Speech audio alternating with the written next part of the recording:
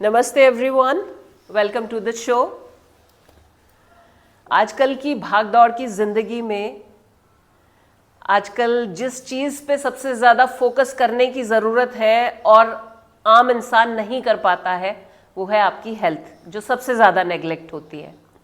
Fitness की बातें तो आप चारों तरफ से सुन रहे हैं, पर फिटनेस रिजीम को फॉलो करना और सही फिटनेस रिजीम को फॉलो करना, क्या खाना है, क्या स्पोर्ट्स एक्टिविटीज करनी है, ये एक बहुत बड़ा सवाल है सबके सामने। क्या फॉलो करें, क्या खाएं, कैसे अपना रूटीन बनाएं फिटनेस के लिए। तो फिटनेस को ध्यान में रखते हुए आज के जो मेरे गेस्ट हैं, आपको पता है स्पोर्ट्स एक्टिविटीज, प्लेयर्स, स्पोर्ट्समैन बहुत सारी एक्टिविटीज करते हैं, बहुत सारे स्पोर्ट्स हैं, पर जब एक्सरसाइज की बात आती है तो एक ऐसी एक्टिविटी होती है, एक ऐसी एक्सरसाइज होती है जिसे करने में दम निकल जाता है। स्पेशली लेडीज तो शायद कर ही नहीं पाती, मैं भी बहुत बार कोशिश करती हूं। तो उस एक्सरसाइज का नाम है पुशअप। जब आप पुशअप करते हैं तो इतना स्ट्रेन हाथों पे आता है।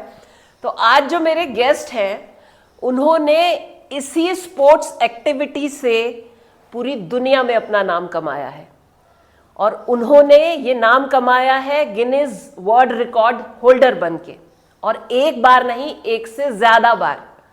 तो स्वागत करते हैं हम अपने आज के गेस्ट का, mister Rohtash Chaudhary, the pushup man of India. Welcome to the show Rohtash. Thank you so much didi. Thank you so much for coming here. तो रोहताश, आप हैं पुशअप मैन ऑफ इंडिया। जी दीदी। तो शुरू करें हम अपना कॉन्वर्सेशन। पहले तो मुझे ये बताइए रोहताश के पुशअप को क्यों चुना आपने? मैं दीदी बताना चाहूँगा थोड़ा अपने बारे में। मैं खानपुर विलेज दिल्ली से हूँ। अच्छा। और मैंने जो अपनी स्पोर्ट्स की कैरियर की स्टार्टिंग थी वो एज ए बॉक्सिंग से स्टार्ट की थी मैंने। ओके। जी 2004 में मैंने नेहरू स्टेडियम ज्वाइन किया था एज ए बॉक्सिंग कैरियर को लेते हुए। नेहरू स्टेडियम नेहरू दिल्ली। स्टेडियम दिल्ली। और 2007 में मेरा एक्सीडेंट होता है और मेरी बैक में प्रॉब्लम आ जाती है। 7 बार मेरे बैक के ऑपरेशन हुए हैं। 7 बार? 7 बार मेरे ऑपरेशन हो चुके हैं और ओके। 2 साल में बेड रिटर्न रहा हूँ। तो जब मैं आपको बताना चाहूँगा कि उस टाइम पे मैं बेड पे था, तो मैंने देखा था कि जीवन में कि आए हैं तो एक बार ये जीवन मिला, तो इसको ऐसे व्यर्थ नहीं जाने देना। तो फर्स्ट टाइम मैंने 2011 में योग को अपनाया, योगा को अपनाया, और मैंने योगा से पूर्ण रूप से अपने आप को बिल्कुल स्वस्थ किया। और 2015 में मैंने पहला वर्ल्ड रिकॉर्ड ब्रेक किया था, जो कि कनाडा का रिकॉर्ड था। 10,000 पुशअप का 8 घंटे का रिकॉर्ड था। वो रिकॉर्ड मैंने 7.5 घंटे में 10,102 पुशअप करके वो रिकॉर्ड मैंने ब्रेक किया। और वो रिकॉर्ड मैंने शहीद भगत सिंह जो मैंने दूसरा किया था, ये मैंने वल्लभ भाई पटेल जी को अपना रिकॉर्ड, सरदार वल्लभ भाई पटेल जी को मैंने अपना रिकॉर्ड समर्पित किया था। सेकंड जो रिकॉर्ड था वो ऑस्ट्रेलिया का रिकॉर्ड था, 2220 पुशअप का रिकॉर्ड था। 2690 पुशअप करके वो रिकॉर्ड मैंने ब्रेक किया था, और वो रिकॉर्ड मैंने शहीद भगत सिंह जी को अपना रिकॉर्ड समर्पित किया था। जो यूरोपियन देश हैं, उन लोगों की सोच ये थी, एज ए हम इंडियन स्पोर्ट स्ट्रेंथ में इतने ज़्यादा फिजिकली इतने हम फिट नहीं है कि उन लोगों के स्ट्रेंथ में हम रिकॉर्ड ब्रेक कर पाए। 2016 में मैंने इंग्लैंड का रिकॉर्ड ब्रेक किया था इंटरनेशनल योगा डे पे, जिसमें हमारे गृह मंत्री अमित शाह जी, स्वामी रामदेव जी और आचार्य बालकृष्ण जी मौजूद थे। वो रिकॉर्ड था 36 kg के साथ में 1 मिनट का रिकॉर्ड था 38 पुशअप का। वो रिकॉर्ड में मैंने वेट ज़्यादा लिया, 36 kg 600 ग्राम के साथ में, और 51 पुशअप करके वो रिकॉर्ड मैंने ब्रेक किया था। और ऐसे ही ये सिलसिला चलता रहा था। अभी 2024 में ही 12 जनवरी को यूथ डे पे दिल्ली के तारकटोरा स्टेडियम में मैंने स्पेन का रिकॉर्ड ब्रेक किया था। जो स्पेन का रिकॉर्ड था वो रिकॉर्ड था 36 kg 600 ग्राम के साथ में 537 पुशअप का रिकॉर्ड था। वो रिकॉर्ड मैंने वेट फालतू लिया, 37 किलो 100 ग्राम वेट लिया था, और मैंने वो 743 पुशअप करके वो रिकॉर्ड मैंने ब्रेक किया। और मैं आपको बताना चाहूँगा वो रिकॉर्ड मैंने कोविड टाइम में जो पुलिसकर्मी भाई बहन थे कोविड की वजह से जो शहीद हुए थे, वो रिकॉर्ड मैंने उनको श्रद्धांजलि रूपी अपना रिकॉर्ड समर्पित किया था। वहाँ थी मैं। जी आप थे, जी दीदी आप थे। वो रिकॉर्ड मैंने उनको समर्पित किया था। कोविड टाइम में क्या होता दीदी, हमने देखा था कि पुलिस वालों ने हमको सेव किया, बैरिकेडिंग की जगह जगह, तो उसके कारण उन्होंने हमको तो कोविड से बचाया, पर वो खुद अपनी बहुत सारे शहीद हो गए कैजुअलिटीज थे हुई डिपार्टमेंट उनसे। तो कहीं ना कहीं मेरे माइंड में वो था कि मैं ऐसा कोई एक रिकॉर्ड होने के लिए मैंने जो कोविड टाइम में बहुत ये अच्छी बात। हुए तो उनको श्रद्धांजलि रूपी समर्पित करना है। तो 2020 से मैंने प्रैक्टिस स्टार्ट की थी। समय आया 2024 यूथ डे 12 जनवरी को, मैं उस रिकॉर्ड को ब्रेक करने में कामयाब हो पाया और वो रिकॉर्ड मैंने समर्पित किया था। आपने देखा था जो कोविड समय था उसमें बहुत सी चीज़ें जैसे डेथ बॉडी थी, उनके लोग इतने डर चुके थे कि कई अपने उनका अंतिम संस्कार भी नहीं किया था। उस टाइम पे भी पुलिसकर्मी थे जिन्होंने उनका अंतिम संस्कार किया था। तो एक भाव उस टाइम पे था मेरा कि मैं क्या कर बहुत सकता अच्छा हूँ, भाव आपका। तो वो रहा था मेरा। और वो डिजर्व भी करता है, पुलिस डिपार्टमेंट डिजर्व भी करता है। अक्सर हम लोग बुराई करते रहते हैं कि पुलिस क्या करती है, पर हर जगह आप देखिए वो लोग इतना मेहनत करते आप देखेंगे हैं कि हम उनकी लोगों के लिए, हम लोगों के लिए डिजर्व करते हैं वो लोग। ये बहुत अच्छी चीज़ है आपकी। उन्होंने देखिए कभी उनकी कोई छुट्टी नहीं होती, कोई हॉलीडे नहीं होता उनका, और कोई उनकी फिक्स नहीं है 24 घंटे की उनकी जॉब होती है। कभी भी कॉल आ जाता है तो उनको जाना पड़ता है। तो ये पूरा सिलसिला चलता ही रहा ऐसे ही। अभी हाल ही में मैंने 9 नवंबर को पाकिस्तान का रिकॉर्ड था, वो रिकॉर्ड मैंने ब्रेक किया था। वो रिकॉर्ड था 27 किलो 200 ग्राम के साथ में 534 पुशअप का रिकॉर्ड था, एक पैर पे, सिंगल लेग पे। वो रिकॉर्ड मैंने 28 किलो वेट लिया मैंने और 704 पुशअप करके वो रिकॉर्ड मैंने ब्रेक किया था। और वो रिकॉर्ड मैंने हम सबके प्रिय श्री नरेंद्र मोदी जी को समर्पित किया है। मैं रिकॉर्ड फिट इंडिया मूवमेंट जो उनका है, यूथ को फिट रखने के लिए कैसे फिट कर सकते हैं, भारत को कैसे हम फिट रख सकते हैं, वो मुहिम है। उस मुहिम से मैं भी जुड़ा हूँ। मैं भी पिछले साल फिट इंडिया मूवमेंट का ब्रांड एम्बेसडर भी रहा हूँ। तो उसके साथ तो मेरा भाव था कि हम कुछ ना कुछ ऐसा, ये जो रिकॉर्ड है पाकिस्तान का रिकॉर्ड है, इसको मोदी साहब को समर्पित किया जाए। मैंने रिकॉर्ड से पहले ये घोषणा कर दी थी कि मैं ये रिकॉर्ड ब्रेक कर पाता हूँ तो ये रिकॉर्ड मैं मोदी साहब को समर्पित करूँगा। और मैं बताना चाहूँगा कि जो ये रिकॉर्ड था, पाकिस्तान का जो प्लेयर था उसने फेसबुक मैसेंजर के माध्यम से मेरे को चैलेंज किया, शेयर किया उन्होंने कि मेरा रिकॉर्ड है। वो रिकॉर्ड पहले इसमें का रिकॉर्ड था, 400 कुछ पुशअप का रिकॉर्ड था, उसने 534 पुशअप करके वो रिकॉर्ड ब्रेक किया था। और आप सभी के आशीर्वाद से और भारतीय के आशीर्वाद से सिर्फ 22 दिन में मैं उस रिकॉर्ड को ब्रेक करने में कामयाब हो पाया। और मैं एक चीज़ बताना चाहूँगा, ये जो भी रिकॉर्ड है ये मेरे रिकॉर्ड नहीं है, आप सबके रिकॉर्ड है, हर भारतीय के रिकॉर्ड है, हर इंडियन के रिकॉर्ड है। ये रियल स्पोर्ट्स पर्सन वाली यही स्पिरिट है। मैं बताना चाहूँगी आपको कि जब तालकटोरा स्टेडियम में रोहताश अपना रिकॉर्ड बना रहे थे तो उस समय मैं वहाँ थी। और ये कनेक्शन होता है जब भी कोई देश के लिए कुछ करता है तो आप भी इतने एंथुजियास्टिक हो जाते हैं कि मैं जैसे जैसे काउंटिंग चल रही थी तो मैं लाइव कर रही थी बार बार उसको फेसबुक पे कि अब इतने बन गए हैं, अब इतने बन गए हैं। और अल्टीमेटली जब रोहताश ने बनाया रिकॉर्ड तो हम सब लोग इतना खुशी से उछल पड़े क्योंकि सबको लगा ये हम सबकी, एज यू सेड, ये हम सबकी अचीवमेंट है।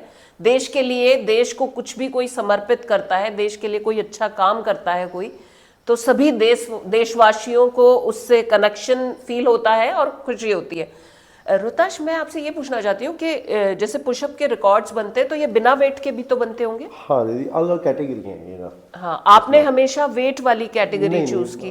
हाँ, वेट वाली भी थी, बिना वेट के भी मैंने की है। अच्छा, बिना वेट के भी की हैं। जो ओके, 1 घंटे वाला रिकॉर्ड था ऑस्ट्रेलिया का, कनाडा का, वो बिना वेट के था। अच्छा, तो अच्छा, ये तो बहुत ही मुश्किल था। अब की बार जो मैंने देखा, आप एक पैर से जो कर रहे थे, ये मुश्किल था, वो बड़ा मुश्किल था सच में। ये मुश्किल था, पर ये चैलेंज था। पर मैं बताना चाहूँगा कि मेरे लिए ये मुश्किल नहीं लगा, मेरे को ये इजी लगा। अच्छा, सिर्फ मेरा ये था कि बड़े मार्जिन से वो ब्रेक करना है, तो सिर्फ फोकस बड़े मार्जिन से ब्रेक करने का था, ना कि ये था कि मुश्किल है। 1% भी मेरे माइंड में नहीं था कि ये रिकॉर्ड हार्ड है।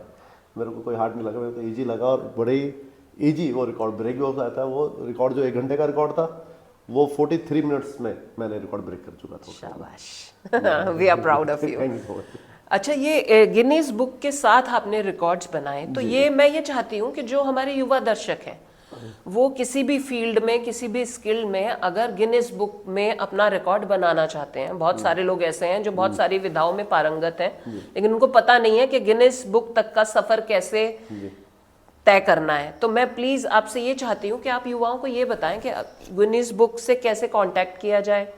क्या वो कोई मोनेटाइजेशन करते हैं, आपको कोई पैसा देते हैं, कैसे उनसे कांटेक्ट किया जाता है? मैं बताना चाहूँगा दीदी कि जो गिनीज की वेबसाइट है पे जाके आपको लॉगिन करके उनकी वेबसाइट है, उस वेबसाइट पे आपने देखना पड़ता है कि आप ऑलरेडी जो रिकॉर्ड उनका है कौन सा रिकॉर्ड है, जिस कैटेगरी में आप रिकॉर्ड ब्रेक करना चाहते हो, तो फिर उनको आपको फॉर्म ऑनलाइन फॉर्म भरा जाता है।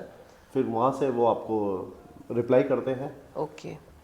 तो कुछ टाइम में उसका रिप्लाई आना स्टार्ट हो जाता है, एक हफ्ते 2 हफ्ते की चलती हैं। चर्चा रहती है मेल के द्वारा कि कौन सी कैटेगरी है, क्या है, ये पूरा ही एक शेड्यूल बना हुआ है। उसके बाद में उनकी 1-2 तरीके हैं गिनीज का। एक तो होता है कि आपने कोई भी अपनी वीडियो वहाँ के वीडियो है जो भी है फुटेज, बिल्कुल मतलब कि वो उनको भेजी आपने, वो देखेंगे कि हाँ ये अप्रूवल हो सकता है या नहीं हो सकता। अच्छा। तो वो लंबा प्रोसेस होता है, 2-3 महीने बाद वो देखते हैं कि हाँ हो पाया नहीं हो पाया। उनके पास तो बहुत सारी जाते हैं एंट्रीज जाती होंगी। एक होता है लोग आप जज को इनवाइट करते हो। अगर आप जज को उनके गिनीज रिकॉर्ड के जो जज को आप इनवाइट करते हो, अच्छा। तो उसकी 9,000 पाउंड्स आप उनको पे करना पड़ता है। 9,000 पाउंड्स पे करना पड़ता है आपको। अच्छा। तो ये उनका रहता है। उसके बाद भी ये रहता है अप्रॉक्स कितना हो गया इंडियन रुपीस में? अराउंड नहीं 100 से ऊपर है, ये 10 लाख से ऊपर का हो जाता है। डॉलर से ऊपर है पाउंड तो 10 लाख से ऊपर का हो जाता है। 10 लाख से ऊपर हो जाता है। तो ये 9,71,000। ओके जी, ये हो जाता है। ये अच्छी खासी फीस है। ये अच्छी खासी फीस है। देखिए अगर उनकी फ़ी वो नहीं लेंगे तो हर कोई उनको इनवाइट करेगा, कोई ब्रेक करे। उसमें ये होता है कि अगर उनकी कैटेगरी इतनी हार्ड होती है कि अगर आप, जैसे मैं बताना चाहूँगा कि जब मैं रिकॉर्ड ब्रेक करता हूँ तो कम से कम 5 कैमरे लगे होते हैं। हर एंगल से वो देखा जाता है, राइट लेफ्ट पीछे से आगे से, पूरे एंगल से देखा जाता है। स्लो मोशन पे वीडियो देखी जाती हैं। फिर वो वीडियो वहाँ पर भी रहती है ऑनलाइन। वो इंग्लैंड भी उनके जो जजेस हैं वो बैठे रहते हैं, वो देखते हैं इसका हेड ऑफिस इंग्लैंड में, हेड ऑफिस इंग्लैंड है। अच्छा। वहाँ से पूरा आपका अप्रूवल होता है कि आप इस कैटेगरी को ब्रेक करने में कामयाब हो पाए और नहीं हो पाए। अब वो कामयाब हो पाते हो तो गुड, अगर नहीं हो पाते तो फिर ये आपकी किस्मत। अच्छा, आप ये बता रहे हैं कि जज को बुलाया जाता है तो फी पे करना पड़ती है। हाँ। अगर आप सिर्फ अपनी वीडियो भेज के भी क्या गिनीज रिकॉर्ड में नाम ला सकते हैं बुक में? हाँ ला सकते हैं, खाली वीडियो भेज के भी। वो है कि वीडियो वो कहीं से कट पीस नहीं होनी चाहिए, बिल्कुल उनकी जो हार्ड कॉपी है वो पूरी होनी चाहिए। वो आपको good quality of video record करके भी आप अपने स्किल की भेज सकते हैं गिनीज रिकॉर्ड भेज सकते हैं। वहाँ से वो देखेंगे कि लंबा टाइम पीरियड होता है थोड़ा, और जज आ जाता है वो हैंड टू हैंड ही हो जाता है कि आप हैं या नहीं। मतलब उसके बाद भी 2-3 घंटे का प्रोसेस होता है। तो जो वीडियो दोबारा रिव्यूज़ की जाती हैं वीडियो कि कौन, जैसे मैं बताना चाहूँगा, जैसे मैंने जो स्पेन का रिकॉर्ड ब्रेक किया था उसमें मैंने 865 पुशअप की थी, और उन्होंने जो एज ए एंगल के उसमें मेरी जो कम की थी, तो रिकॉर्ड 700 कुछ पुशअप से ब्रेक हो पाता है। इस बार भी मैंने 768 पुशअप के करीब की थी, तो उन्होंने कुछ पुशअप मेरी माइनस किए हैं 60 से ज़्यादा।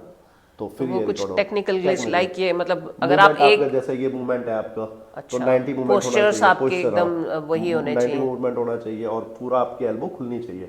अगर वो थोड़ा सा भी रह जाता तो वो नहीं हो पाता। अब जैसे तुम एक लेग पे आप कर रहे थे तो वो टच नहीं होना चाहिए, लेग दूसरा, और उसका घुटना आपका मुड़ा होना चाहिए, बिल्कुल स्टेबल होना चाहिए आपका।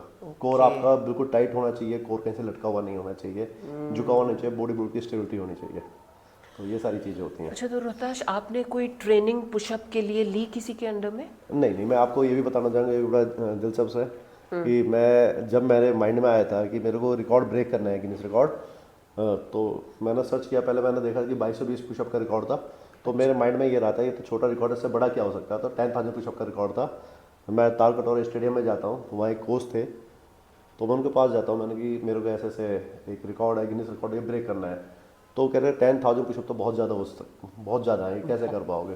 तो पूरे इंडिया में मेरे को इस लेवल पर कोई कोच नहीं मिला था, तो मैंने सेल्फ सारी चीज़ें सेल्फ से प्रैक्टिस की है, तो सेल्फ रहा है सारा का सारा। तालकटोरा स्टेडियम में मेरे ख्याल से बॉडी बिल्डिंग वाली लॉबी काफ़ी बड़ी है प्रैक्टिस करने वालों की, इज इट? नहीं, बॉडी बिल्डिंग नहीं, weight lifter, weight lifting, weight lifters जाता है, वेट लिफ्टर है। हाँ, वेट लिफ्टर, ये सुशील वगैरह शायद उसी स्टेडियम से निकले हुए wrestlers. Chhatrasal stadium, okay okay, अच्छा। तो आपने बिना किसी गाइड के ये अपनी प्रैक्टिस से किया।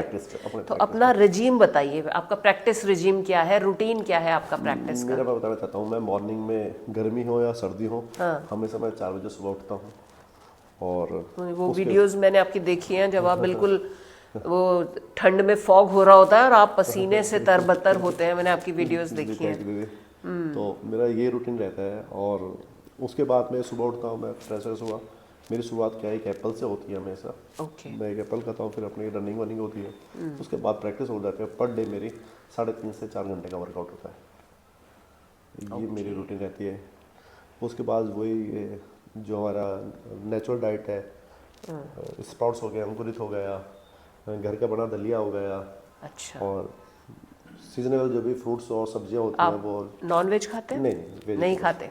ये देखिए एक और एक्सेप्शनल आपको ये बिल्कुल ये भ्रम अगर किसी को है कि नॉन वेज के बिना आप स्ट्रेंथ नहीं ला सकते या इस तरह के रिकॉर्ड्स नहीं बना सकते, उनका भ्रम टूट जाना चाहिए। तो और मैं तो बताना चाहूंगा आपको, मेरे को 6 साल से ज्यादा तो गेहूं छोड़े हो गए। 6 साल से ज्यादा मैंने गेहूं छोड़ा हुआ है। 6 साल से ज्यादा मैंने गेहूं नहीं खाया। 6 साल से नॉन वीट डाइट पे हैं आप? जी जी जी। अच्छा, वीट एलर्जी थी क्या आपको कुछ नो, ऐसा? नो, मैं बताना चाहूंगा आपको, क्या है ना कि डाइट का ये है कि सीजनली हिसाब से जैसे फ्रूट्स होते हैं, ऐसे ही जो नाज होते हैं उनको यूज़ करना चाहिए। मैं जैसे कि अब सर्दी है तो बाजरा यूज़ करता हूँ मैं। अच्छा। और मल्टीग्रेन आटा है जिसमें गेहूँ नहीं है, उसमें अलसी भी है, अजवाइन भी है, जौ जवार भी है, चने भी हैं, मूंग भी है।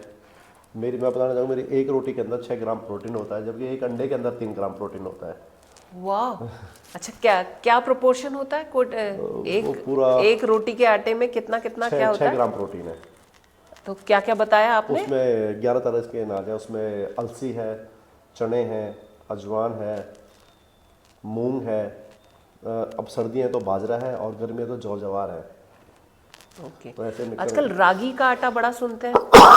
नहीं, मेरा तो यही रहता है हमेशा। अच्छा। इसी का ही आटा लेता हूँ मैं, और इसी का ही मैं दलिया यूज करता हूँ। ओके।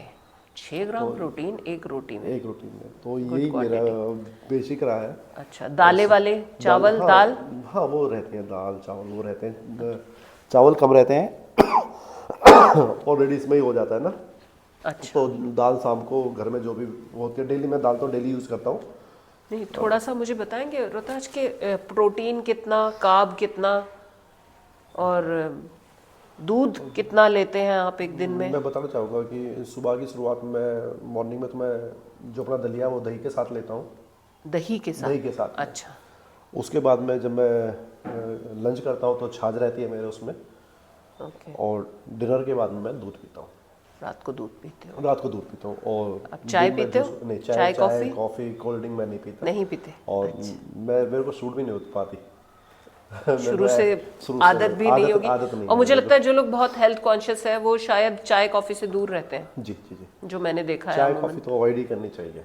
हाँ। मैं चाय कॉफी नहीं पीता, मैं चीनी नहीं यूज करता। अच्छा, मीठा नहीं खाते या चीनी नहीं खाते? मीठा नहीं, चीनी नहीं खाता, गुड़ शक्कर खाता हूँ मैं। चीनी के फॉर्म में मीठा नहीं खाते हैं, गुड़ शक्कर। और मैं घी यूज करता हूँ, अच्छा खासा देसी घी यूज करता हूँ मैं खाने में। सब्जी के अंदर भी रहता है, और सर्दी है अब तो मैं दूध के अंदर भी मेरे 2 चम्मच घी रहेगा शाम को। अच्छा, दूध में घी डालते हैं? दूध में घी डाल के। और मैं आप सबको बताना चाहूँगा कि आप वीक में 1 दिन या 2 दिन तो आपको घी शक्कर से 1 रोटी खानी चाहिए, जिससे कि हमारा हाजमा अच्छा रहता है। मैं बताऊं, मेरे घर में खाई जाती है। उसकी वजह से होता है कि हम जो भी खाना खाते हैं ना, हमारे फूड्स पाइप में वो क्लियर नहीं हो पाता। जो हम मीठा घी के साथ खाते हैं तो हमारा फूड पाइप क्लियर रहता है। अच्छा जी। मतलब घी के साथ अगर शक्कर खाते हैं तो वो क्लियर करता है। वैसे भी मैंने देखा काफी लोग ना डाइजेशन के लिए गुड़ खाते हैं, खाने के बाद थोड़ा सा उनको ऐसा लगता है कि उससे डाइजेशन ठीक हो रहा है गुड़ खाने से। वो भी रहता है। और आप देख लो जिस तरह पॉल्यूशन है, तो पॉल्यूशन में तो पॉल्यूशन में भी कहते हैं कि गुड़ खाने से गला साफ होता है। रहता है। ये मैंने सुना ये है। ये तो देसी नुस्खे जो है ये हैं बड़े काम के एक्चुअली ना। ये पुराने जो मेरी तो बेसिक डाइट ही यही है। कोई स्पेशल कोई डाइट नहीं है। देसी खाना नहीं, यही डाइट सबसे अच्छी है। मेरा एक चीज और है कि हमेशा हमको वो चीज खानी चाहिए जो हमारी जीन में है, जो हमारे पीढ़ी टू पीढ़ी खाते आ रहे हैं पीढ़ियों से। तो वही हमारी बेसिक डाइट है, वही हमारी हेल्दी डाइट है। उस डाइट से ऊपर कोई डाइट नहीं है। एक्चुअली हमारे जो पुरखे थे उन्होंने भी तो देखा ना, हर मौसम के साथ अकोमोडेट किया कि क्या खाने से। ये सब एक्सपीरियंस होते होते ही पीढ़ियों की जो परंपरा खाने पीने की आई है वो यहाँ तक पहुंची। और ये सच में पुराने लोगों का खाना फॉलो करते हैं तो हेल्दी भी है। अब दीदी देखो कि पहले सर्दियों में बाजरे की रोटियां रहती थी। उनमें सभी घरों में बाजरा चलता था। अब शायद वो बंद ही हो चुका है। नहीं, अब मुझे लग रहा है कॉन्शियसनेस आ रही है फिर से, और वो होना भी चाहिए दीदी, मतलब आपको हेल्दी रहना है, सारी चीज़ें मोटा अनाज खाना चाहिए। आप सबसे ज़्यादा जो मिलावट है वो गेहूं में है आज की डेट में। और मैं एक चीज़ और कहना चाहूँगा, अच्छा किस तरह की मिलावट है आप देखें कितना ज़्यादा खेती के टाइम में यूरिया और ये डाला जाता है कि हाँ, उसमें हाँ, पेस्टिसाइड्स। और जबकि ये जो मोटे अनाज है, गेहूँ हो गए, चने हो गए, इनमें कम से कम ये चीज़ें यूज़ की जाती हैं। जैसे आप सब्जियां बदल बदल के खाते हो, सेम में आप एक सब्जी नहीं खा सकते, तो फिर सेम एक अनाज क्यों खा रहे हो आप? अनाज भी बदल के खाना चाहिए, खाना चाहिए आपको। अनाज का ये भी होता है ना, मौसम की जो फसल है, जैसे गेहूँ गर्मियों की फसल है, चावल ठंड की फसल है ना? इतना तो नहीं दीदी, हाँ ये है, ये सर्दियों गर्मियों में जैसे मेरी नॉलेज शायद कम, नॉलेज जिसमें गर्मियों में जैसे कि अब अप्रैल मई जून में गेहूं आता है, हाँ, नई खेती आती है, और सर्दियों में बाजरा आता है, गर्म भी रहता है। और बाजरे में बताना चाहूँगा कि जो पूरी सर्दियाँ बाजरे की खाना खाता है, बाजरे की रोटी खाता है, खिचड़ी खाता है, उसको कभी कैल्शियम की कमी नहीं हो सकती, उसमें बहुत अच्छी मात्रा में कैल्शियम रहता है। नहीं, मोटे अनाज तो सच में बहुत न्यूट्रिशियस होते हैं। अच्छा, आजकल रोहताश बहुत ज़्यादा ट्रेंड चला हुआ है न्यूट्रिशनिस्ट डाइट्स, तो आपका इस ट्रेंड के बारे में क्या विचार है आज की? मैं दीदी वही बताता ना, जो हमारी जीन में डाइट है, जो पीढ़ी टू पीढ़ी चली आई, वो हमारी हेल्दी डाइट है। सिर्फ हमको टाइमिंग चेंज करने की जरूरत है, किस टाइम हम खाना खा रहे हैं और किस टाइम खाना खा रहे हैं और कितने, उसके लिए हम कितना वर्कआउट कर रहे हैं। अब आज की जनरेशन तो वही है, पिज़्ज़ा बर्गर पे आ गई है, या फास्ट फूड खाना, फ्रेंच फ्राइज खाना, मोमोज खाना, चाइनीज़ खाना, ये सब इतना इनकलकेट हो गया ना हमारी डाइट में कि पर इस पे काम करना पड़ेगा, क्योंकि हमारी कंडीशंस नहीं है वो वाली जो उन देशों की हैं जहाँ पे वो खाना खाया जाता रहा है। अब भी आप देखोगे दीदी कि ये भी जैसे अब हम लोग तो सारा मिक्स ही होगा, कोई इतना तो शायद उन देशों में नूडल्स खाए जाते हैं, ना कि ऐसे कि उनको इतना ज्यादा मसाले से कर दिया जाता है। हमारे यहाँ मसाला ऑलरेडी होता है, फिर आप जो बाहर खा रहे हो आपको नहीं पता वो किस ऑयल में यूज कर रहे हैं, कौन से मसाले हैं वो। अच्छा, मैं अभी देख रही थी एक दिन यूट्यूब पे कि मोमोज जो बना रहे हैं, देखिए मोमो बनाने वाली कंपनी मैं आपके अगेंस्ट नहीं हूँ, जो सबसे बेकार क्वालिटी की सब्जियां हैं वो उन पे जाती है, जो सॉसेस बनते हैं वो सबसे बेकार क्वालिटी के टमाटर से बनते हैं। तो ये सच है कि खाना हमें फ्रेश ही खाना चाहिए, वेजिटेबल्स भी फ्रेश खानी चाहिए, और ज़्यादा फ्रूट्स यूज करने चाहिए आपको, ड्राई फ्रूट्स। अच्छा, मीठा आर्टिफिशियल मीठा ना खाएं, ये गुड़ और शक्कर ये सब चीज़ें खाएं, ये अच्छी है हेल्थ के लिए। अच्छा, एक मैं आपसे ये पूछना भूल गई कि आपने पढ़ाई, जब आप स्टूडेंट थे, कहाँ तक पढ़ाई की, फिर कैसे शुरुआत हुई, ये स्पोर्ट्स में कैसे आया? मैं बता रहा दीदी, स्कूल टाइम में 10th क्लास में, अच्छा, मेरे को शुरू से ही एक्सरसाइज का शौक था। अच्छा, मैं जब 8th क्लास में था, जब भी मैं रनिंग करता था मॉर्निंग में उठ के, ऑलराइट, और मैं सुबह रनिंग करने के बाद ही मैं स्कूल जाता था। 10th क्लास में ही था, 10th क्लास में आता थे तो मैं यही मेरी टाइमिंग शुरू हो गई थी सुबह 4 बजे उठने की। अच्छा, और मैं उस टाइम से रनिंग करता आ रहा हूँ, सुबह अर्ली मॉर्निंग उठता हूँ मैं उस टाइम से। और फर्स्ट टाइम जो हमारे स्कूल में गेम्स हुए थे 10th क्लास में, मैंने उन्होंने पार्टिसिपेट किया था। तो उस टाइम मेरा शॉर्ट पुट में काफ़ी अच्छा था। तो उस टाइम में मैंने फिर नेक्स्ट टाइम जाके कोच से बात हुई तो उन्होंने बॉक्सिंग के लिए बताया। मैंने 10th क्लास में बॉक्सिंग स्टार्ट की थी, और मैंने सेकंड ईयर में जब मैं था तो फादर साहब एक्सपायर हो गए थे, तो मैंने सेकंड ईयर में अपनी पढ़ाई कोस्टोंडम से की थी, तो मैंने छोड़ दिया था, फिर उसके बाद मैंने कंटिन्यू किया। अच्छा रोहताश, अब तो आप एक वेल नोन पर्सनालिटी बन चुके हैं, आप एक अक्लेम्ड स्पोर्ट्स पर्सन बन चुके हैं। अब आप इंडिया के बहुत सारे, एज यू सेड कि आपने बहुत सारे कैंपेन्स के ब्रांड एम्बेसडर भी हैं, फिट इंडिया के और बहुत सारे इसके, तो डेफिनेटली आपका ग्राफ तो ऊपर हुआ है, तो मॉनेटरी ग्राफ भी ऊपर हुआ होगा, अब स्पॉन्सर्स भी आपको मिल रहे होंगे। जैसे हम अभी गिनीज बुक की बात कर रहे थे, ये जो इतनी मोटी फीस दी जाती है लगभग 10 लाख की, हम जो बात कर रहे थे, इसके लिए आपको स्पॉन्सर्स मिल जाते हैं? हाँ जी, मिल जाते हैं, पर मैं बताना चाहूँगा, मेरा भाव था कि जब मेरे को दिल्ली पुलिस को जो डेडिकेट किया था, मेरा भाव तो ये था कि मेरे को इसमें किसी की हेल्प नहीं चाहिए, कोई स्पॉन्सर नहीं चाहिए, मेरे को सेल्फ ये करना था। अच्छा, तो मैं नहीं चाहता कोई स्पॉन्सर की मेहनत नहीं होती, सिर्फ उनके ब्रांड जाते हैं, मैं नहीं चाहता कि वो ब्रांड ये आए कि उन्होंने स्पॉन्सर किया है। मेरा खुद भाव था उस टाइम में, मैंने 20 से 22 लाख रुपए खुद पे किया था, सारे अरेंजमेंट लगाते हुए, और मैंने सिर्फ मेरे भाव के साथ मैंने वो रिकॉर्ड ब्रेक किया था। अब मैंने पाकिस्तान का रिकॉर्ड ब्रेक किया था तो एडीसी बैंक मेरे साथ आया हुआ था। तो काफ़ी ब्रांड्स आते हैं पर मैं अभी किसी ब्रांड के साथ जुड़ा हुआ नहीं हूँ। अच्छा। तो चीज़ें ये रहती हैं कि उनकी कुछ ऐसी शर्तें रहती हैं कि ऐसे ब्रांड्स आते हैं कि उनके साथ फिर हमको उनकी शर्तों के हिसाब से चलना पड़ता है। फिर आपको कॉन्ट्रैक्ट उनके साथ साइन करना पड़ता है। अच्छा। तो हम खुद ही अब कुछ अपने ब्रांड है उन पर काम कर रहे हैं हमें भी, तो इसलिए हम अपने उस किसी के साथ हम ऐसे तो मतलब हमारी खुद अपनी एक कंपनी है रियल एस्टेट की। अच्छा जी, ATFL करके है, ATFL धोलेरा। तो स्पॉन्सर मेरी खुद सेल्फ कंपनी है, वही मेरी स्पॉन्सर है। अच्छा, गुड। नहीं वैसे अगर जो यूथ जैसे जाना चाहता है, रिकॉर्ड बनाना चाहता है, तो वो स्पॉन्सर्स भी ढूंढ सकते हैं अपने। हाँ बिल्कुल बिल्कुल, हर sponsor it depends on their wish ना कि वो अपने आप सेल्फ फाइनेंस करना है या स्पॉन्सर्स भी ढूंढ सकते हैं, दोनों तरह से काम कर सकते हैं। और आप देखेंगे कि अभी मैंने जो रिकॉर्ड बनाया था 150 से ज़्यादा जो न्यूज़ चैनल थे उन्होंने ट्वीट किया हुआ था अपने ट्विटर अकाउंट पे। तो कोई भी स्पॉन्सर आता है तो वो एज ए उसका स्पॉन्सर ग्लोबल ऑब्वियसली उसकी ब्रांड को अच्छी एडवर्टीजमेंट मिलती है। कहीं भी तो उनको थोड़ा बहुत करना चढ़ता है। अगर ऐसे प्लेटफॉर्म पे आता तो जो भी ब्रांड आता है, जो स्पॉन्सर आता है, वो ग्लोबल उसकी पूरे इसमें ग्लोबल में उसकी ब्रांड की मार्केटिंग हो जाती है। तो रोहताश, अब ये आपने बनाए हैं 4 रिकॉर्ड्स। दीदी मैं बताना चाहूँगा कि हाँ, ये मेरा तीसरा गिनीज बुक रिकॉर्ड था और 3 गिनीज बुक रिकॉर्ड और वर्ल्ड रिकॉर्ड है मेरे, और वर्ल्ड रिकॉर्ड्स हैं कितने? 3-4 और है मेरा, 7वां रिकॉर्ड है। पर मैं गिनीज में गिनूंगा कि मेरे गिनीज जो है 3 वर्ल्ड रिकॉर्ड गिनीज है। ये रहा है सारा। अच्छा, ये कितनी अच्छी बात है कि रिकॉर्ड तो आपने बनाया और हर रिकॉर्ड को आपने समर्पित किया, डेडिकेट किया भगत सिंह जी को, सरदार पटेल जी को, हमारी पुलिस फोर्स को, फिर हमारे आदरणीय प्रधानमंत्री जी को। अच्छा रोहताश, कितना चेंज आया लाइफ में?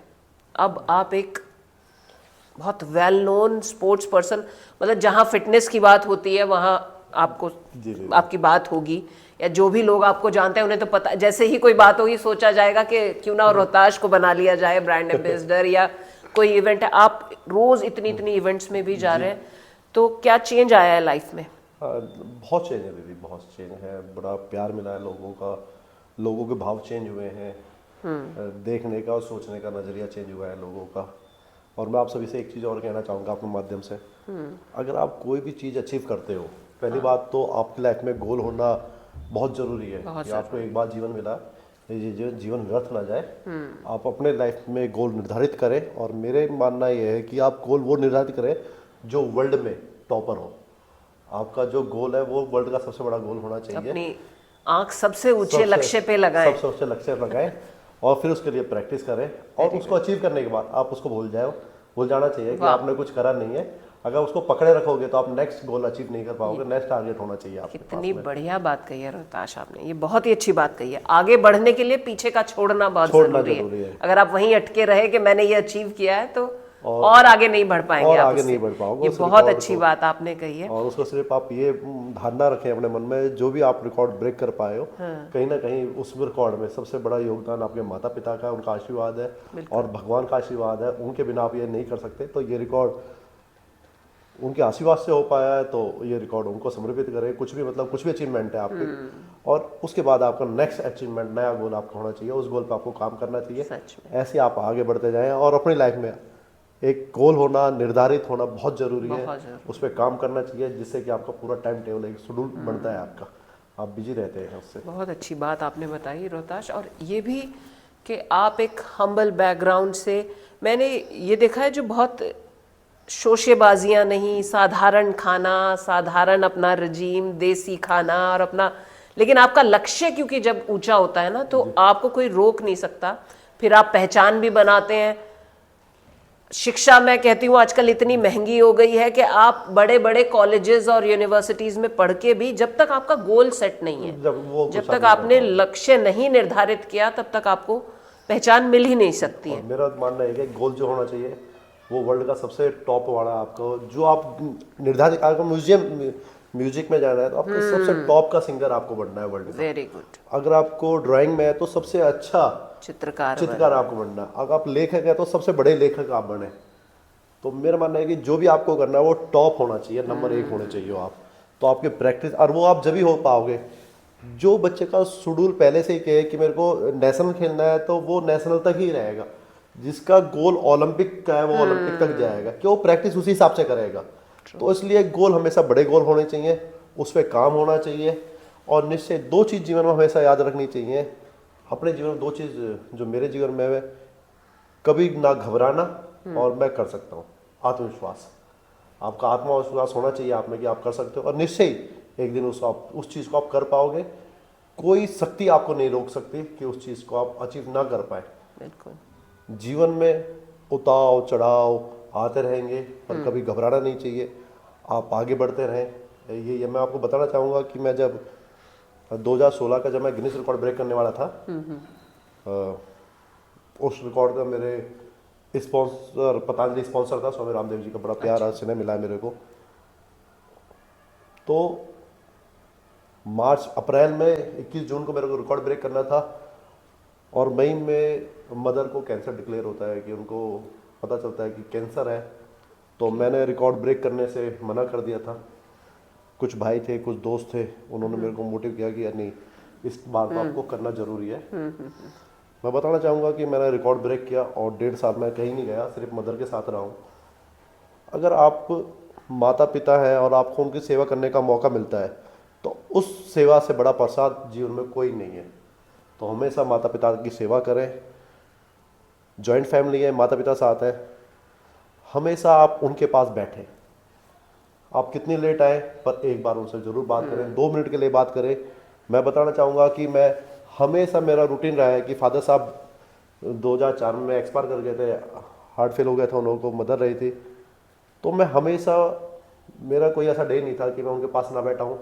वो लेटे रहते थे, जब भी उनके पास जाता था, सो जाता था, उनके थोड़ी देर 5-10-15 मिनट पैर दबाए, उसके बाद मैं जाता था।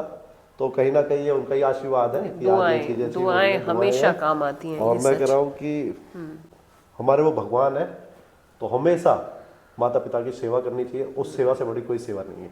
बहुत सुंदर बात आपने कही रोहताश। अभी जैसे माता पिता की बात कर रहे हैं जी, तो आप खुद एक पिता हैं जी। कितना बड़ा है आपका बच्चा? कितने बच्चे हैं? 2 बेटे हैं। 2 बेटे हैं। अच्छा। और बड़ा बेटा जो है मेरा, वो 12th में है। अच्छा। 16 years old। तो ये देखिए दर्शकों, आपको लग रहे हैं ये कहीं से इतने बड़े बच्चे के पिता हैं। ये खुद 28-30 साल के एक युवा लग रहे हैं, क्योंकि ये फिटनेस का कमाल है। अच्छा रोहताश, यही पूछ रही हूँ मैं आपसे कि बीइंग अ फादर जी, ये तो आपने बहुत अच्छी बात है, डेफिनेटली आपके बच्चे तक जाएंगी जो आपका ये भाव है, माता पिता की सेवा करना, बड़ों की बातों को सुनना, उन्हें समय देना, और ये बहुत अच्छे संस्कार डेफिनेटली आपके बच्चों में आप ट्रांसफ़र करेंगे। ये फिटनेस के लिए क्या आप अपने बच्चों के लिए रिजीम फॉलो करेंगे, या क्या कैसे उन्हें आप लगाएंगे? अभी है, मैं बताना चाहूँगा। मेरा छोटा बेटा है जो, वो 7 साल का है सिर्फ, अभी 7 तो। अच्छा। अगर वो कोई शरारत करता है तो उसको सजा के रूप में ही मिलता है, चलो भाई 11 बार सूर्य नमस्कार कर प्लान कर। This is so good. मैं बताना चाहूँगा कम से कम 65 बार वो सूर्य नमस्कार कर लेता है वो। Oh really? जी। और बड़ा बेटा है, उसको भी मैं 5 बजे उठा देता हूँ। मैं जितने आता हूँ, तो जब मैं रेडी होता हूँ तो उसको उठाता हूँ मैं। तो डेली की भाई रनिंग करनी है, एक्सरसाइज करनी है, कुछ ना कुछ अभी से रूटीन बनाना। मैं एक चीज़ और कहना चाहूँगा, आज हम अमृत की बात करें कि मेरे को कुछ अमृत मिल जाए कि मैं बीमार ना हूँ, तो वर्कआउट आपका अमृत है। तो आप देखिए, उससे बड़ा कोई अमृत नहीं है। अगर आप डेली वर्कआउट करते हो, डेली एक्सरसाइज करते हो, अच्छी एक्सरसाइज करते हो, आप बीमार नहीं पड़ सकते। छोटी मोटी बीमारियाँ हो सकती हैं जो भी है, पर बड़ी कोई बीमारी से आप बच सकते हो, और छोटी मोटी से बीमारी से भी बहुत हद तक आप बच सकते हो। बीमारी भी ठीक होती है और आपकी मेंटल स्टेट भी ठीक रहती है एक्सरसाइज करने से। अगर आपको, मेरा एक चीज़ है कि अगर आपको लाइफ एंजॉय करनी है तो आपको फिट होना बहुत ज़रूरी है। आप फिट रह पाओगे जब भी लाइफ एंजॉय कर पाओगे। और अगर आपको लाइफ में कोई भी गोल अचीव करना है किसी फील्ड में, तो सबसे पहले आपको फिट होना जरूरी है। आप फिट रहोगे, आप वर्कआउट करोगे, तो आप अच्छे से काम कर पाओगे, पॉजिटिव रहोगे आप, तो एक एनर्जी रहेगी आप में काम करने की क्षमता बढ़ेगी। मतलब दोनों बच्चे आपके लग गए हैं लाइन पे। नहीं मतलब उन्हें ये बात समझ आ गई है कि फिटनेस जरूरी है और स्पोर्ट्स जरूरी है। स्पोर्ट्स जरूरी है, फिटनेस। वैसे मेरे घर में भी यही होता है। मेरा बेटा जब भी मेरा मूड खराब होता है तो ही से कि जाइए और एक्सरसाइज करिए। नहीं, होना भी चाहिए ये भी। और सच में मूड ठीक होता है एक्सरसाइज करने के बाद ना। हाँ। मैं आज बताऊं, मैं उठा कहीं मैं आया था कल, लेट नाइट सोया मैं। पर सुबह देखा हल्का सा हेडेक थी मेरे को। मैंने वर्कआउट स्टार्ट किया, मेरे को पता ही नहीं चला क्या हुआ। और जिस दिन मैं वर्कआउट नहीं करता तो मैं अजीब सा रहता मेरा पूरा दिन। नहीं, एक्चुअली आजकल मुश्किल हो गया है वैसे बच्चों को सुबह उठाना, क्योंकि वो फोन में पूरे दिन रहना, लेट सोने का शेड्यूल, तो मुझे लगता है ज्यादातर बच्चे बहुत लेट सोते हैं। ये बदलने की जरूरत है। देखिए तो हमारे अपने हर घर की फैमिली पर डिपेंड है। ज्यादातर फैमिलीज में मैं देखती हूँ, जब हम बच्चे थे हम लोग का नहीं था ये शेड्यूल, हम तो बहुत जल्दी उठते थे। लेकिन अब ये मैं देख रही हूँ पूरी ही जनरेशन, सिर्फ अगर उनको स्कूल जाना है, जो स्कूल गोइंग बच्चे हैं वो तो फिर भी उनकी मजबूरी है जल्दी उठना, लेकिन कॉलेज गोइंग ज्यादातर बच्चे मैं देखती हूँ नहीं उठते हैं जल्दी। तो ये बदलने की जरूरत है, ये बच्चों को सीखना चाहिए। जब तक आप डिसिप्लिन नहीं लाएंगे अपनी लाइफ में, अगर ऐसा अचीवर बनना है, और अचीवर नहीं भी बनना, तो आपको फिटनेस और हेल्थ बिना फिटनेस के हो ही नहीं सकती। मैंने बताया कि अगर आपको जीवन लाइफ को एंजॉय करना है, डिसिप्लिन अच्छे से जीना है, तो आपको सबसे पहला कोई भी गोल अचीव करना है, कि कुछ भी टारगेट है आपकी लाइफ का जो आप बनना चाहते हो, आप जब भी बन पाओगे जब आप फिट रह पाओगे। अगर आप पॉलिटिक्स में हो, अगर आपको अच्छा नेता बनना है तो आप जब भी तो कर पाओगे, जब आप सारी भाग दौड़ कर पाओगे, मिलोगे जुलोगे, उसके लिए भी आपको फिटनेस चाहिए। अब कहते हैं हमारे प्रधानमंत्री जी योगा करते हैं, फिट रहते हैं। स्वामी रामदेव जी योग गुरु 3:30 बजे उठते हैं वो, बताइए। और आज इतना बड़ा एम्पायर खड़ा कर रहा है, बिजनेसमैन है इतने बड़े, तो वो कहीं ना कहीं उन्होंने फिटनेस है। डेफिनेटली जब वर्कलोड बढ़ेगा थक जाएंगे, अगर आप फिट नहीं है तो कैसे कर पाएंगे। किसी भी बड़े बिजनेसमैन को देख लीजिए, किसी बड़े पॉलिटिक्स को देख लीजिए, वो हमेशा ही अर्ली मॉर्निंग उठते हैं। उससे क्या होता है, एक तो आपका टाइम बढ़ जाता है। जहाँ आप 8-10 बजे उठ रहे हो तो आपका तो टाइम 24 घंटे ही है, तो वो टाइम कम हो गया आपका। अच्छा रुताश, आजकल का लाइफस्टाइल में जैसे हम देखते हैं लोग जॉब करते हैं और वो शाम को जा रहे हैं जिम, जबकि बेहतर तरीका तो यही है कि सुबह के टाइम किया जाए। तो आपको क्या लगता है, एक्सरसाइज का टाइम सुबह का अच्छा है, या ये तो मजबूरी है वैसे शाम को करना? मजबूरी है। एक चीज है कि अगर आप मॉर्निंग में आपको समय नहीं मिल पाता तो आप शाम को करो, पर आप करो जरूर। ना करने से तो अच्छा है कि शाम मॉर्निंग का ये रहता है कि आप मॉर्निंग में वर्कआउट करते हो तो आपकी मिस नहीं हो पाता। तो इवनिंग का रोटेशन कभी बन पाता है, कभी नहीं बन पाता, आप बिजी हो जाते हो, काफी ज्यादा थक जाते हो। मॉर्निंग का ये भी होता है ना कि आपको पूरी रात की फास्टिंग के बाद सही रहता है बॉडी के लिए भी, आपको है ना, एनर्जिक रहता है। दिन में तो आप कुछ भी खा लिया तो वो उतना गैप भी नहीं हो पाता एक्सरसाइज और खाने के बीच में, खाने का गैप भी नहीं हो पाता। सही समय तो मॉर्निंग ही है। मॉर्निंग सही समय मॉर्निंग है। मॉर्निंग में सही समय भी है। मॉर्निंग में वर्कआउट करने से यह है कि आपका वर्कआउट मिस नहीं हो पाता। इवनिंग में तो कहीं ना कहीं बिजी हो जाते हैं, कुछ पता ही नहीं होता कि क्या शेड्यूल बन सकता है क्या नहीं। तो वर्कआउट हमेशा मॉर्निंग में करना चाहिए। और मैं आपके माध्यम से, मंच के माध्यम से बोलना चाहूँगा कि जो हमारे यंगस्टर हैं वो जिमों में जाते हैं बॉडी बनाने के, उसमें स्टेरॉइड का प्रयोग करते हैं। मैं अभी इस सवाल पे स्टेरॉइड्स के बारे में जरूर बताइए। हाँ, तो कम आप बच्चे उस जहर को ना लें। प्रोटीन और स्टेरॉइड दोनों, प्रोटीन वे प्रोटीन अलग चीज है, वो भी आपको रिक्वायरमेंट है कि आप कितना, किसी अगर आप कंपटीशन के लिए वर्कआउट कर रहे हो, कंपटीशन की तैयारी कर रहे हो, तो आप जब प्रोटीन लीजिए। अच्छा, इंटरनेशनल लेवल पे आप जा रहे हो, नेशनल लेवल पे, तो आपको जब प्रोटीन की, एक्स्ट्रा प्रोटीन की जो, कौन सा प्रोटीन अच्छा, वो देखो अलग अलग होता है। जैसे मैं वे प्रोटीन ही लेता हूँ मैं हमेशा, और मैं ऐसे नहीं लेता जब मैं, वे प्रोटीन इज प्लांट प्रोटीन। हाँ जी। अच्छा। और वो भी वो जब मैं कंप्यूटर करता हूँ, नहीं मैं नेचुरल डाइट पे रहता हूँ। प्रोटीन का ये है कि आप प्रोटीन हर एथलीट लेता है। नहीं, प्रोटीन आप डाइट से, नॉर्मल डाइट से ही ले, वो ज्यादा बेहतर है ना। जो स्टार्टिंग में जिम कर रहे हैं, हाँ। जैसे हमने भी कभी कहता, हमने भी कोई प्रोटीन ऐसा प्रोटीन सप्लीमेंट हमने लिए नहीं कि प्रोटीन सप्लीमेंट हमको लेना पड़े, तो आप उसको अवॉइड करें।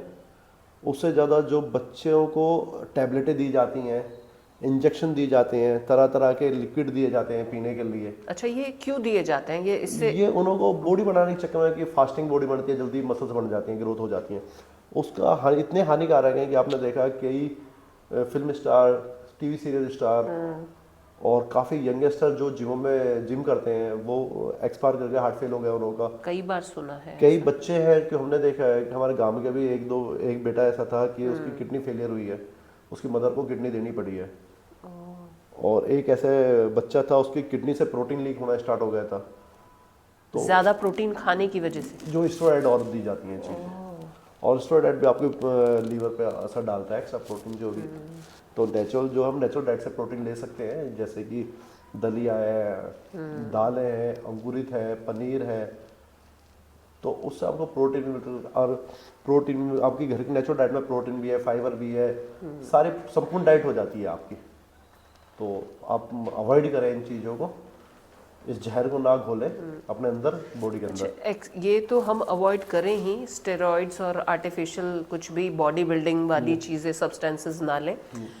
मैं ये भी पूछना चाहती हूँ रोहताश के जिम में एक्सरसाइज करना बेहतर है या खुले ग्राउंड में? हाँ, मैं बताना चाहूँगा कि अगर जो जिम में भी वर्कआउट करता है उसको 2 दिन आउटडोर वर्कआउट करना चाहिए हफ्ते में 2 दिन, कम से कम हफ्ते में 2 दिन आउटडोर वर्कआउट होना चाहिए। आप जिम में वर्कआउट कर रहे हो तो आपको विटामिन डी कहाँ से मिलेगी मॉर्निंग के? तो आप सुबह करो, फ्रेश एयर मिलेगी, विटामिन डी मिलेगी आपको। तो इसलिए 2 दिन अच्छे से आउटडोर वर्कआउट करना चाहिए और अच्छे से कार्डियो सेशन अच्छे से करना चाहिए आपको। मैंने देखा है बहुत से कार्डियो करते नहीं है, वो सीधा वेट ट्रेनिंग करते हैं। तो अच्छे से कार्डियो करना बहुत ज़रूरी है। अच्छा, शेड्यूल बताएंगे थोड़ा सा, जैसे 1 घंटे का शेड्यूल कोई एक्सरसाइज का बनाए तो सबसे पहले 15 मिनट के लिए कार्डियो करें। सबसे पहले अच्छे से स्ट्रेचिंग करें, फुल बॉडी स्ट्रेचिंग होनी चाहिए।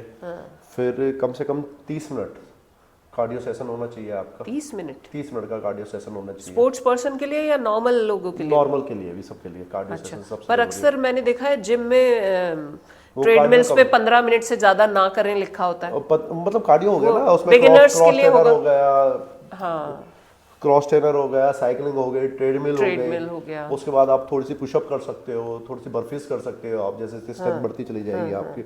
उसके बाद आपको वर्कआउट वेट ट्रेनिंग की स्टार्ट करनी चाहिए, जो भी आपका वेट शुरू है। पर कार्डियो सबसे पहले, अगर हार्ट को देखा जाए तो हेल्दी हार्ट के लिए कार्डियो बहुत जरूरी है। ब्लड सर्कुलेशन बढ़ता है पूरी बॉडी का उससे। तो इसलिए कार्डियो सेशन बहुत जरूरी है। अच्छे से कार्डियो करें, उसके बाद अपना वर्कआउट स्टार्ट करें। वैसे तो आप भी आपसे ज़्यादा कौन जवाब दे पाएगा, है तो ये फीमेल से रिलेटेड, पर क्या वेट ट्रेनिंग फीमेल्स को करनी चाहिए? हाँ, बिल्कुल करनी चाहिए, लाइट वेट से करनी चाहिए। अच्छा जी, और उनको फीमेल को भी अच्छे से कार्डियो करना चाहिए, वेट ट्रेनिंग करनी चाहिए, जिसकी उनकी हर मसल्स पे काम हो पाए, हर जॉइंटों पे काम हो पाए। तो उनको वेट ट्रेनिंग करनी चाहिए, लाइट वेट से वेट ट्रेनिंग करनी। मैंने सुना है कि 45 ईयर के बाद वेट ट्रेनिंग करनी चाहिए लेडीज को, एज ए मसल्स अच्छी रहे, मसल्स स्ट्रेंथ बढ़ती है, स्ट्रेंथ बढ़ती है। अच्छा, एक स्पेसिफिक सवाल ये वैसे दोनों के लिए ही है, पेट बहुत जल्दी बढ़ता है लोगों का मेल हो या फीमेल हो, पेट के लिए सबसे अच्छी एक्सरसाइज कौन सी है? पेट के लिए सबसे अच्छी एक्सरसाइज है कि टाइम टेबल के हिसाब से खाया जाए। अच्छा और जितनी जल्दी हो सके डिनर किया जाए। कोशिश तो ये है कि 8 बजे से पहले, जैसे मैं हूँ, मैं 6-7 बजे से पहले अपना डिनर कर लेता हूँ। और ब्रेकफास्ट और लंच जो है मेरा, लंच मेरा 10 बजे हो जाता है। उसके बाद फ्रूट जूस। आप ब्रंच कर लेते हैं, मतलब कि ब्रेकफास्ट और लंच इकट्ठे कर लेते हैं, ब्रंच कर लेते हैं। अच्छा। और उसके बाद फ्रूट जूस जो सीजनली रहता है वो रहता है, ड्राई फ्रूट्स रहते हैं। तो ये पूरे दिन का ये शेड्यूल हो जाता है मेरा। तो सबसे ज़्यादा ये है। और मैं बताना चाहूँगा जी, जैसे आपने कही कि पेट जो सबसे ज़्यादा जल्दी करता है, उसको कैसे कम कर सकता है? पेट जो सबसे जल्दी कम होता है वो कार्डियो से ही होता है। कार्डियो से। तो इसलिए अच्छे से कार्डियो करना बहुत जरूरी है। अच्छा, ऐसा है क्या कि किसी एक स्पेसिफिक एरिया की एक्सरसाइज ज़्यादा अच्छी होती है, या ओवरऑल बॉडी से ही उस एरिया का भी चला जाता है? नहीं, ओवरऑल उससे चला जाता है। उसी से चला जाता है। अच्छे से कार्डियो करते हो तो एक्स्ट्रा फैट आपका कहीं भी फैट है वो सारा फैट, क्योंकि हम जिम्स में और उसमें देखते हैं वो कहते हैं इस एरिया की एक्सरसाइज करिए, ऐसा तो कॉन्सेप्ट मुझे लगता है नहीं। वो पार्ट्स, जैसे कि अलग पार्ट की एक्सरसाइज करनी बहुत जरूरी है। हाँ। पर हर पार्ट की एक्सरसाइज होनी चाहिए। मैंने बताया सबसे पहले कार्डियो इसलिए जरूरी है। हाँ। अगर आप फुल बॉडी कार्डियो करते हो तो आपका हर जगह का फैट जाएगा। मतलब सिर्फ ऐसा नहीं है कि आप स्पॉट रिडक्शन कर सकते हैं और आप कार्डियो नहीं कर रहे तो इट वोंट वर्क। तो कार्डियो एक ऐसी एक्सरसाइज है, या रनिंग है, जॉगिंग है, मेरे ख्याल से सबसे अच्छी बात यह है कि आपको हार्ट को हेल्दी रखना है, तो उसके लिए कार्डियो बहुत जरूरी है। हार्ट हेल्दी रहेगा, हार्ट हेल्दी रहेगा, उसके लिए कार्डियो बहुत जरूरी है। बहुत जरूरी है। ओके, तो ये आज हमारे फिटनेस गुरु हमारे साथ बैठे हुए। रोहताश, आप कितने सारे कैंपेन्स के साथ काम कर रहे हैं? एक तो फिट इंडिया मूवमेंट के ब्रांड एम्बेसडर रहे हैं। फिट इंडिया मूवमेंट का ब्रांड एम्बेसडर हूं मैं। उत्तर प्रदेश का स्पोर्ट्स योगा संघ का वाइस प्रेसिडेंट हूँ। अच्छा। और ड्रग्स पे हम काम कर रहे हैं, नशा मुक्त भारत पे हम काम कर रहे हैं। अच्छा अच्छा। फिट इंडिया मूवमेंट होगा, नशा मुक्त हो गया। और स्पोर्ट्स पे तो हम, फिटनेस पे तो है ही, फिटनेस पे तो आपका है ही। इसके अलावा आप कोई बिजनेस एंटरप्रेन्योरशिप बिजनेस भी कर रहे हैं हम। मेरा रियल एस्टेट का बिजनेस है। अच्छा जी, वेरी गुड। जी, हम रियल एस्टेट का बिजनेस कर रहे हैं। ठीक। और अभी जो मेरा बिजनेस का जो सारा जो बेस है वो गुजरात है। गुजरात में? जी, अच्छा। गुजरात में है। तो गुजरात में एक नई सिटी बस रही है, नया शहर बन रहा है जो कि वर्ल्ड का सबसे तेजी से बसने वाला छठा शहर है। तो हम वहाँ पर एक्टिविटी अच्छा, आप वहाँ शुरू कर रहे हैं वहाँ अपना। शुरू कर रहे तो आप मैं तो ये आपको सलाह दूंगी कि आप, क्योंकि एक फिटनेस गुरु हैं, एक फिटनेस पर्सनालिटी हैं, तो आइडल हैं, तो आपको तो एक जब भी कभी अपना एक शहर या फ्लैट या अपनी सोसाइटी आप बनाएं तो उसमें आप स्पोर्ट्स को रख के मैं बताना चाहूँगा कि अभी हमने प्लान किया है कुछ जल्दी सी, उसके उस पर काम हो रहा है। हम अभी एक सोसाइटी डेवलप करेंगे गुजरात में। अच्छा। उसमें वेलनेस सेंटर रहेगा, उसमें गौशाला रहेगी और वेलनेस सेंटर रहेगा उसमें। और कोशिश रहेगी कि वहीं पर ही उसका सब्जियां, वहाँ पर ही सब्जियां, vegetables, organic farming type farming रहे, और वहाँ सोसाइटी में जो भी लोग रहेंगे उनको वहीं से वो चीज़ें मिले। अरे वाह, ज़्यादातर उसमें गौशाला भी ये रहेगी। बहुत अच्छा है। एक्चुअली वही है, आप जिस फील्ड से है ना, आप उसी को फैलाएं, उस अच्छे विचार को जो आपने अचीव किया है। और ये तो बहुत ही अच्छा आपका जो आइडिया है, ये तो बहुत ही अच्छा है। चलिए, तो आपकी श्रीमती जी आपके साथ फिटनेस में रहती हैं या नहीं, ये बताइए मुझे। वो मेरे साथ वो रहते हैं, वॉक वगैरह करती हैं, फिटनेस योगा करती हैं। अरे वाह, तो मतलब पूरी फैमिली है आपकी फिटनेस से। ऑब्वियसली असर तो आएगा। चलिए, बहुत मजा आया रोहताश मुझे आपसे बात करके, और इतने अच्छे गेस्ट से हमने आज आपको मिलवाया, तो हमें ये बातें पता चली कि नॉन वेजिटेरियन होना तो बिल्कुल ज़रूरी नहीं है अच्छी फिटनेस के लिए। अपना देसी खाना खाइए, मोटे अनाज खाइए, डिसिप्लिन होना बहुत ज़रूरी है, और सुबह की एक्सरसाइज बहुत अच्छी है। जो लोग जिम में भी काम करते हैं वो कम से कम 2 दिन आउटडोर एक्सरसाइज अपनी करें, और cardio exercises best for whole body. और अगर आप गिनीज बुक रिकॉर्ड बनाना चाहते हैं तो उसकी पूरी इंफॉर्मेशन हमने आज आपको दी है। या तो आप अपनी वीडियो भेज के वेबसाइट पे के थ्रू कनेक्ट करके, या फिर आप जजेस को बुलाना चाहते हैं तो उसके लिए आपको एक फीस देनी पड़ेगी, उसके लिए आपको स्पॉन्सर्स भी मिल सकते हैं। तो ये एक बहुत ही इंफॉर्मेटिव और बहुत ही बढ़िया सेशन रहा रोहताश चौधरी के साथ, और मैं बहुत खुश हूँ। हमारे फिट इंडिया मूवमेंट के ब्रांड एम्बेसडर आज मेरे स्टूडियो में बैठे हैं। I am so happy.